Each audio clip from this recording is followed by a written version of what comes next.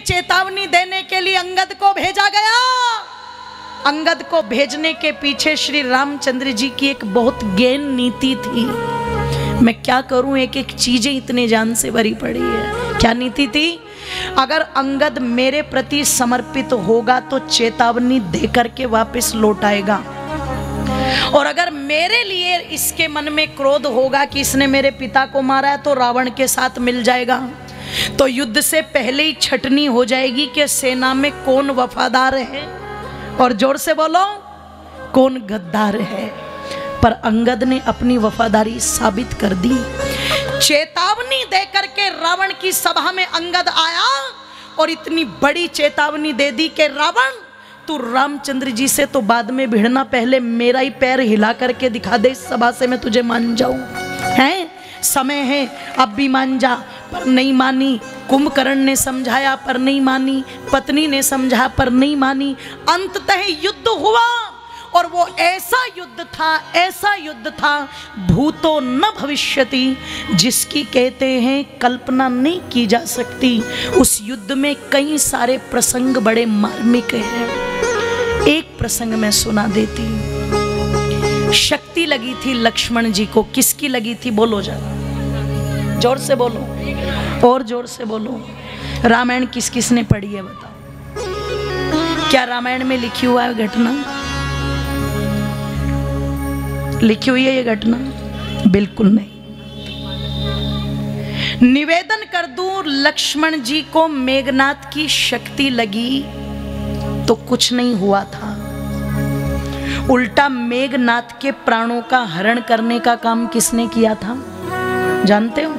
लक्ष्मण जी ने। और जिस समय मरा था ना मेघनाथ, तो शव लेने के लिए उसकी पत्नी खुद आई थी, जिसका नाम था सुलोचना। और सुलोचना ने रावण से कहा कि पिताश्री, मैं अपने पति का शव खुद ले जाना चाहती हूँ, लाना चाहती हूँ। तो रावण ने ये नहीं कहा, नहीं वहां मत जाना, नहीं वो तुम्हें पकड़ के बैठा लेंगे।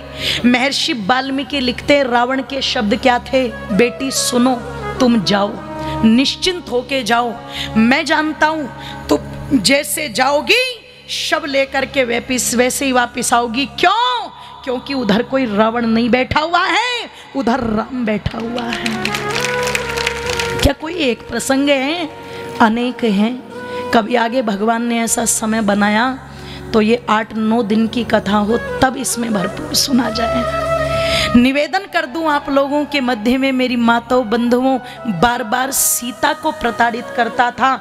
एक बार तो कुंभकर्ण ने ये भी कहा, एक काम करना, अंधेरे से में राम जी की तरह बन करके चला जा थोड़ा सा, तब देख ले सीता तुझे अपना ले। तो रावण क्या कहता है? ऐसा तो कई बार सोच लिया, पर जब भी राम के गुणों को याद करके राम जैसा बनने की कोशिश करता हूं तो मुझे तो हर एक स्त्री, माता, बहन, बेटी नजर आने लगती है। बना ही नहीं जाता। अपनी राक्षसी प्रवृत्ति को कैसे छोड़ दूं, भले ही ऋषियों के कुल में पैदा हो गया। तो जो शक्ति लक्ष्मण जी को लगी थी, जिससे वो मूर्छित हुए थे माताओं, वो शक्ति थी किसकी भला? वो शक्ति थी रावण की। और कहते हैं जब रावण कोई कम ताकतवर थोड़ी ना था, बहुत ताकतवर था। रावण की शक्ति जब लगी और लक्ष्मण मूर्छित हो गए तो रामचंद्र जी रोने लगे। और कहते हैं फपक फपक करके रो करके रामचंद्र जी ने कहा था, लक्ष्मण, माँ ने कहा था 3 जा रहे हो 14 वर्ष के बाद। जोर से बोलो। आज के राम को भेज दो विदेश, 5 साल में तो कहेगा मैं आ रहा हूं और मेरी फैमिली आ रही है, पूरी फैमिली बना के लाएगा उधर से। 3 जा रहे हो और 14 वर्ष के बाद, जोर से बोलो, तुम नहीं होगे तो मैं क्या मुंह दिखाऊंगा? अब मेरे लिए इस युद्ध का कोई मतलब नहीं, अब सीता को पाने का कोई मतलब नहीं, अब अयोध्या में लौट करके जाने का भी कोई मतलब नहीं है। जब सबके सब हैरान थे, वहां विभीषण ने कहा, राम लक्ष्मण के प्राण बच सकते हैं। कैसे? अगर सुषेण वैद्य यहाँ पर आ जाए। बाली के ससुर थे, तारा के पिता थे सुषेण वैद्य, और राजपुरोहित राजवैद्य थे किसके? रावण के। बुलवाया गया। सुषेण वैद्य ने नब्ज नाड़ी देखी और नाड़ी देख करके कहा, हाँ बच तो जाएंगे।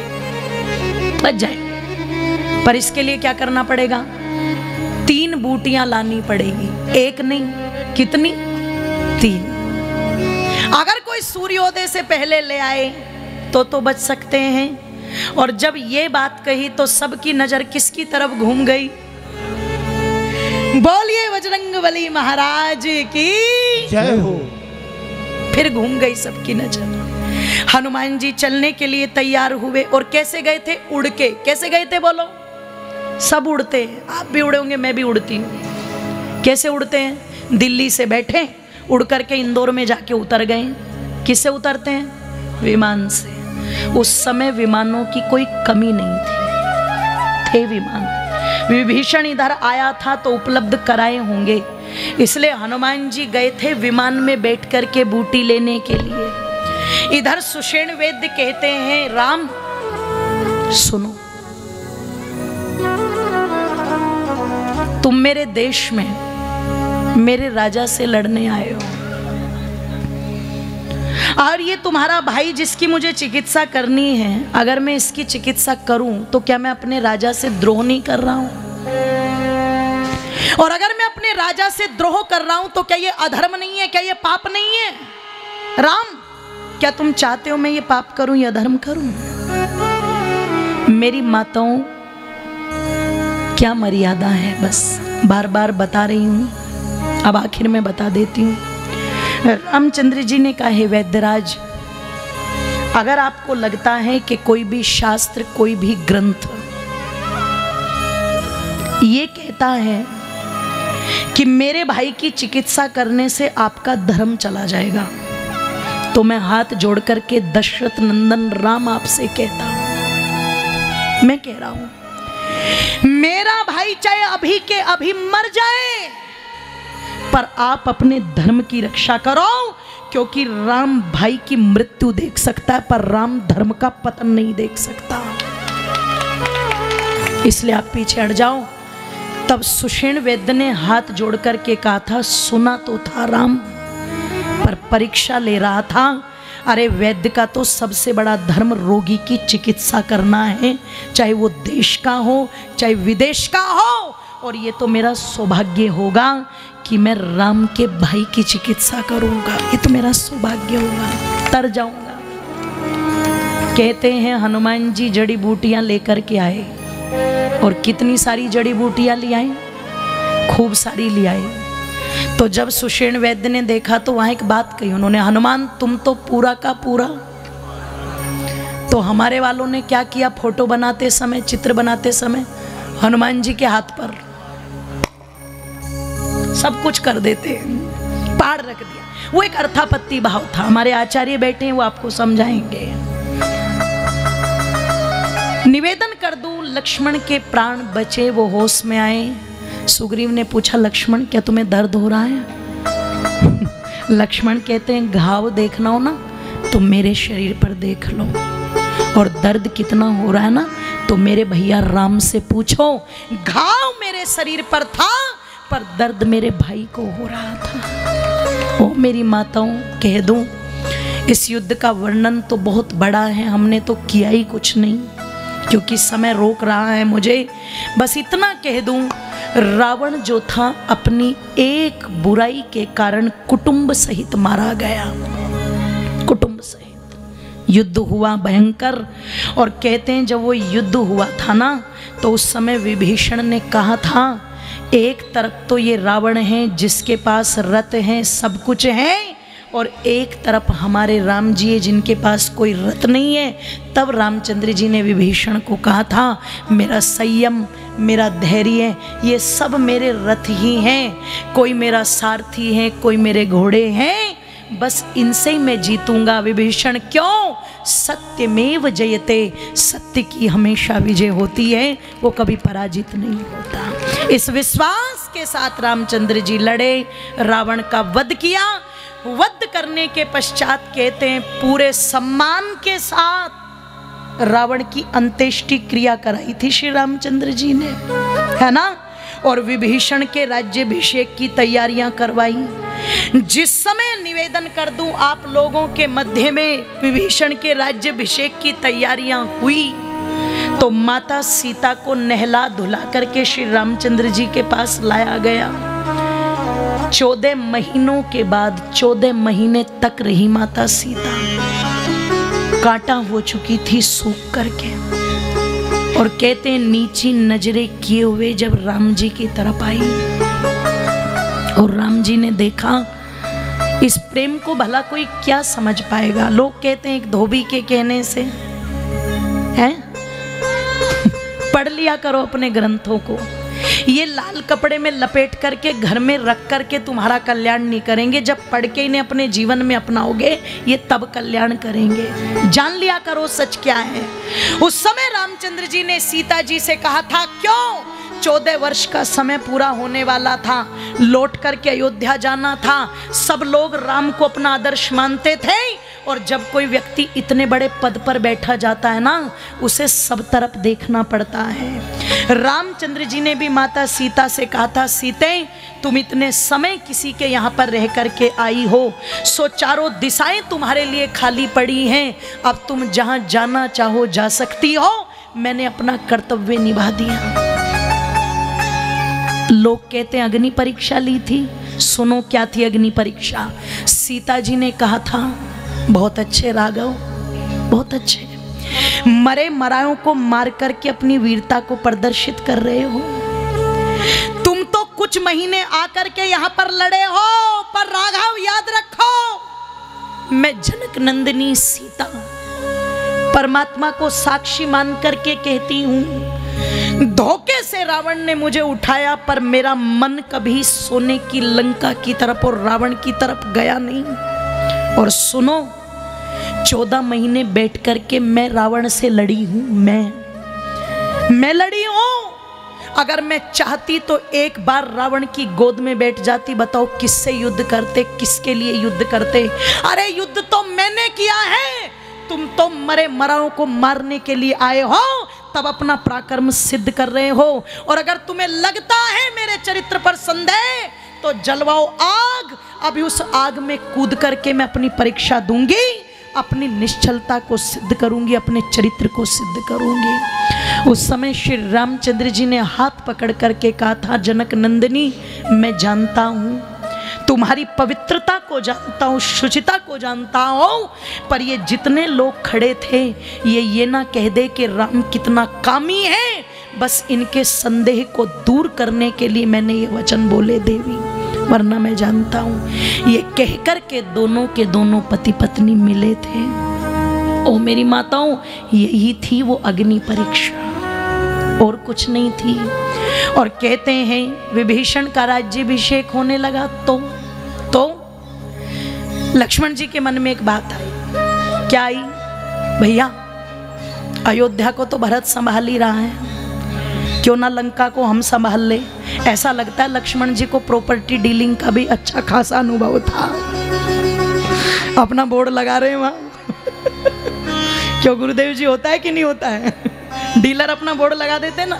तो लक्ष्मण जी कहते भैया हम इस लंका को संभाल लेते हैं। तो राम जी ने क्या कहा, आइए वाल्मीकि जी के शब्दों में, कि अपी स्वर्णमयी लंका नबीन लक्ष्मण रोचते, कि जननी जन्मभूमि स्वर्गादपि गरीयसी।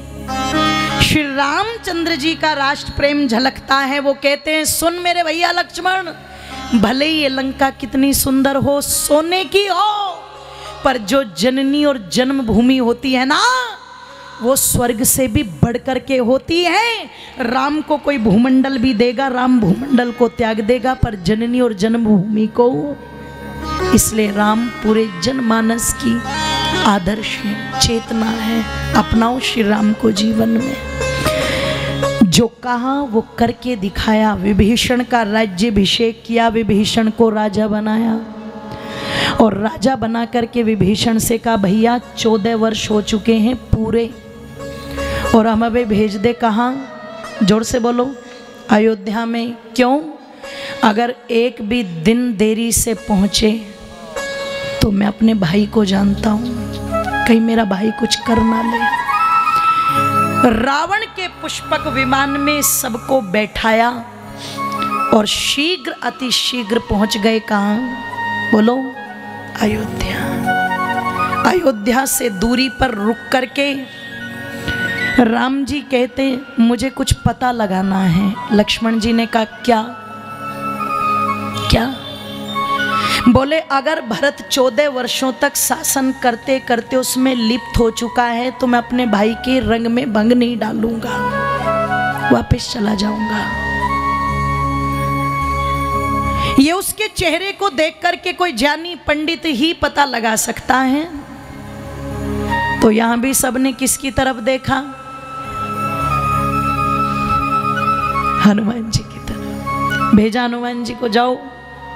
इससे बड़ी पूछ और क्या होगी बताओ? हर जगह पूछा जा रहा है, इसलिए गोस्वामी जी ने पूछ लगा दी।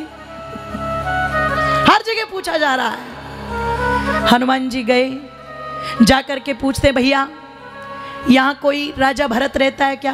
बोले कोई नहीं रहता। दूसरे से पूछा, तीसरे से पूछा, जब किसी ने नहीं बताया तो बोले अवधवासी पागल तो नहीं हो गए?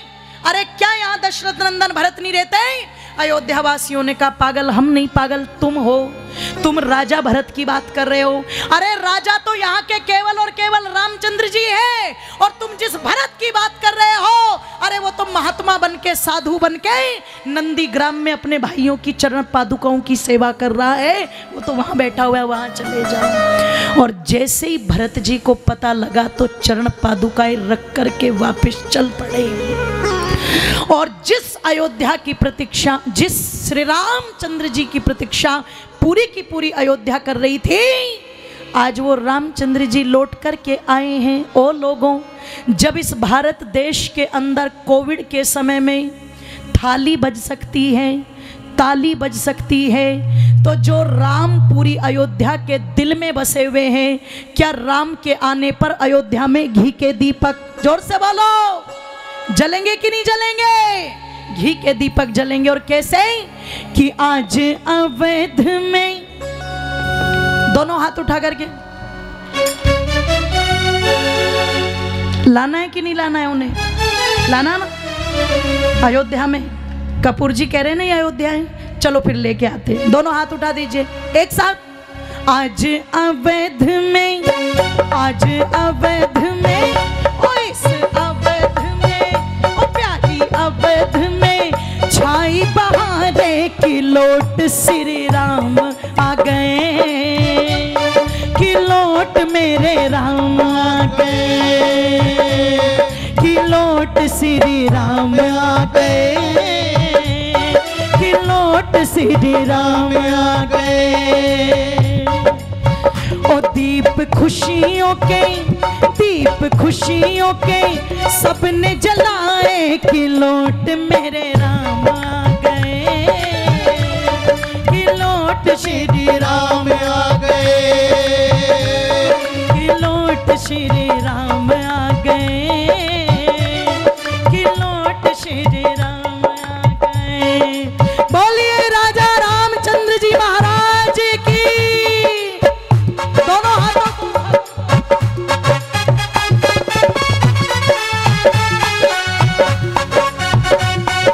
दोनों हाथों को उठा करके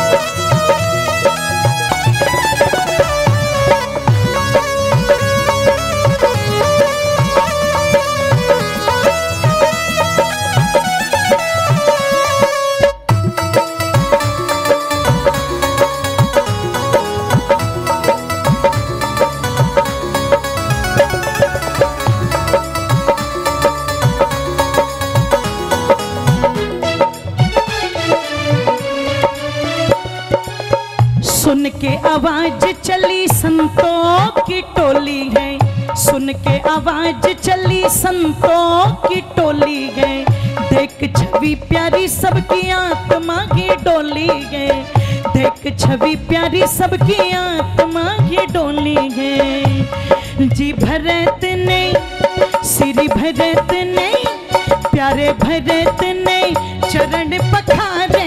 साडे घर राम आ गए, कि साडे घर राम आ गए, कि लौट श्री राम आ गए, कि लौट श्री राम आ गए।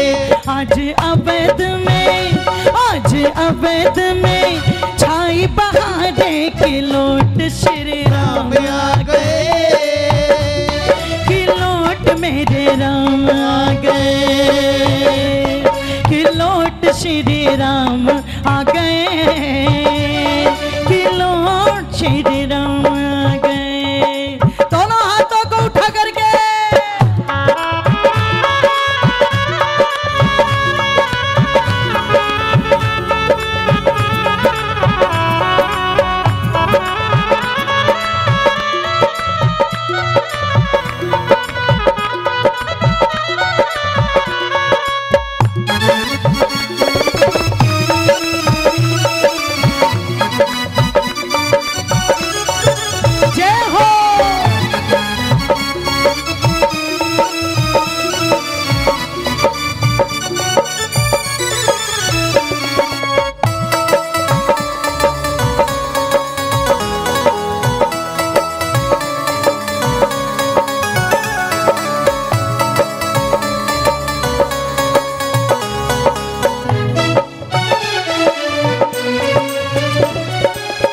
अवध निवासी राजा राम जी को पाए हैं, अवध निवासी राजा राम जी को पाए हैं। रघुनंदन ने उनके कष्ट मिटाए हैं, रघुनंदन ने उनके कष्ट मिटाए हैं। अवध निवासी राजा राम जी को पाए हैं, रघुनंदन ने उनके कष्ट मिटाए हैं।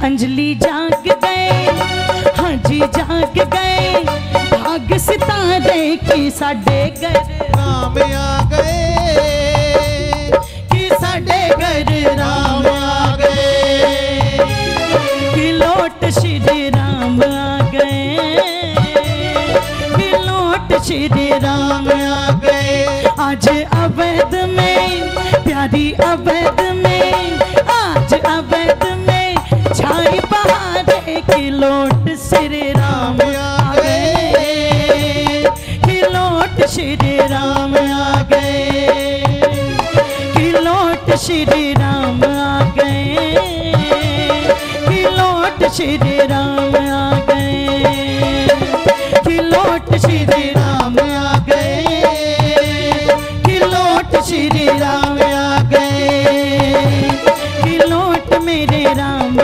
गए, कि लौट श्री राम आ गए। बोलिए राजा रामचंद्र जी महाराज की जय हो। बड़ी प्रसन्नता के साथ राज्याभिषेक श्री रामचंद्र जी का हुआ, उनको राजा बनाया गया। और गोस्वामी जी महाराज लिखते हैं, दैहिक दैविक भौतिक तापा, राम राज नहीं काहू व्यापा।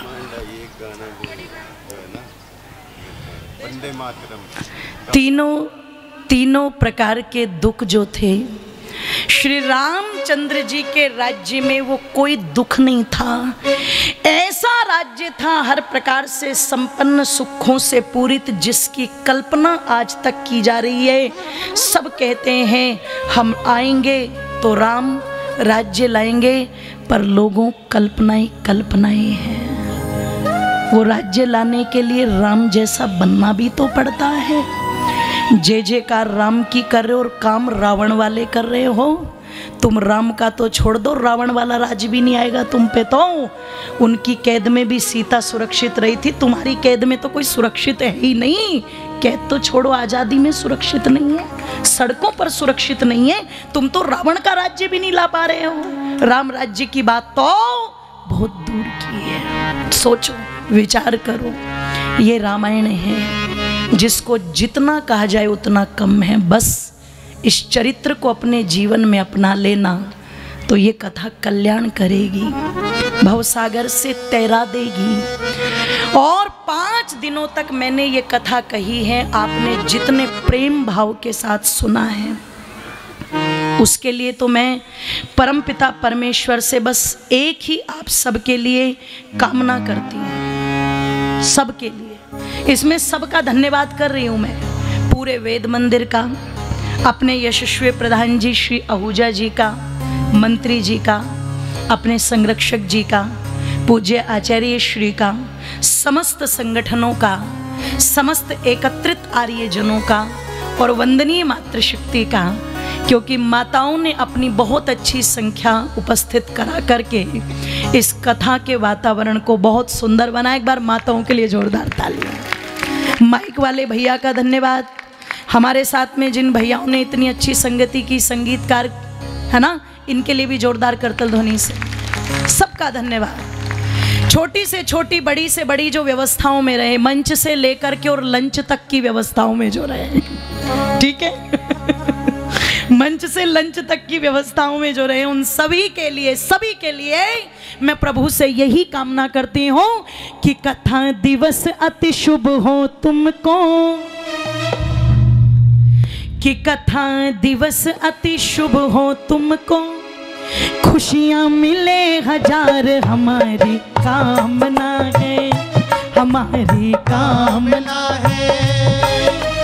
कथा दिवस अति शुभ हो तुमको, 5 दिवस अति शुभ हो तुमको, खुशियाँ मिले हजार हमारी कामना है, हमारी कामना है।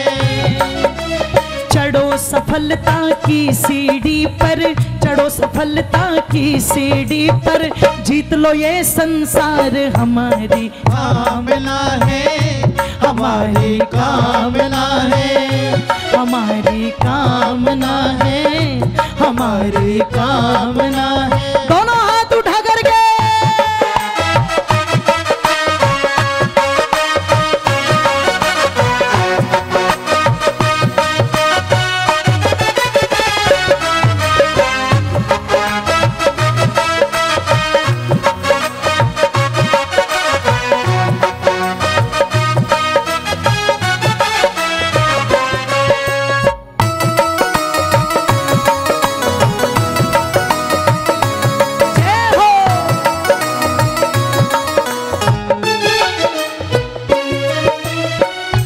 आयु भी लंबी हो,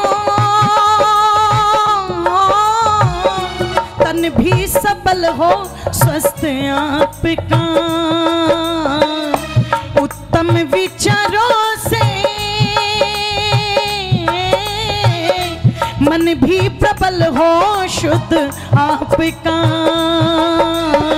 बनो यशस्वी और तेजस्वी, बनो यशस्वी और तेजस्वी, उत्तम हो व्यवहार हमारी कामना है, हमारी कामना है, हमारी कामना है, हमारी कामना है।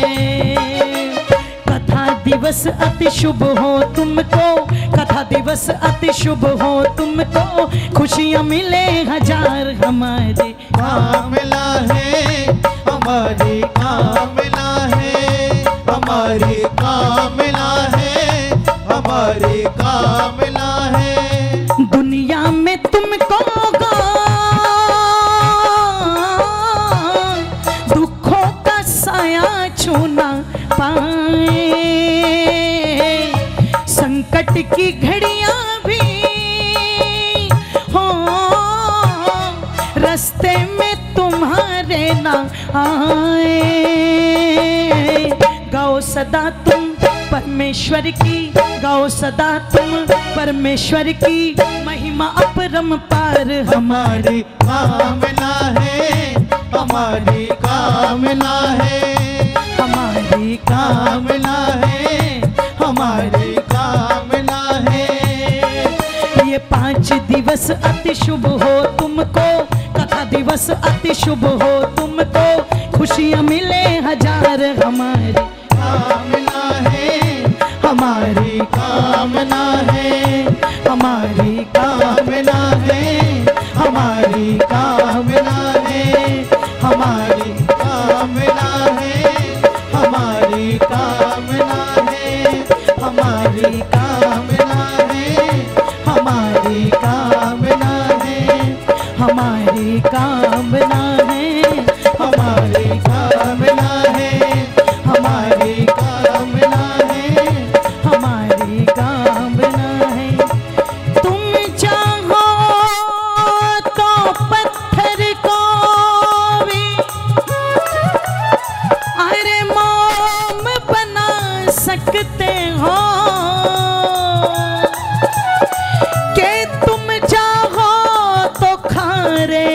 जल को सोम बना सकते हो, कि तुम चाहो तो पानी में भी आग लगा सकते हो, कि तुम चाहो तो बंजर में भी अरे बाग लगा सकते हो, के वेद जान का व्यथित सूर्य अरे तुम्हें निहार रहा है, के उठो दयानंद के सिपाहियों समय पुकार रहा है, समय पुकार रहा है, समय पुकार रहा है। हमारी कामना है, हमारी कामना है, हमारी कामना है, हमारी कामना है, हमारी कामना है, हमारी कामना है, हमारी कामना है, हमारी कामना है।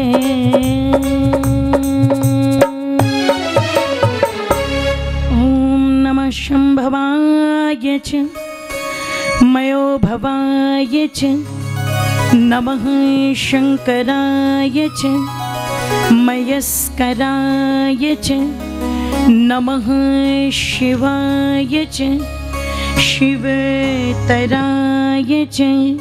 बोलिए मर्यादा पुरुषोत्तम श्री रामचंद्र जी महाराज की जय। बोलिए भगवती माता सीता की जय। बोलिए पवित्र पावन अयोध्यापुरी की जय। बोलिए महर्षि वाल्मीकि जी महाराज की जय। बोलिए गोस्वामी तुलसीदास जी महाराज की जय। बोलिए यज्ञ भगवान की जय। ओम शांति शांति शांति।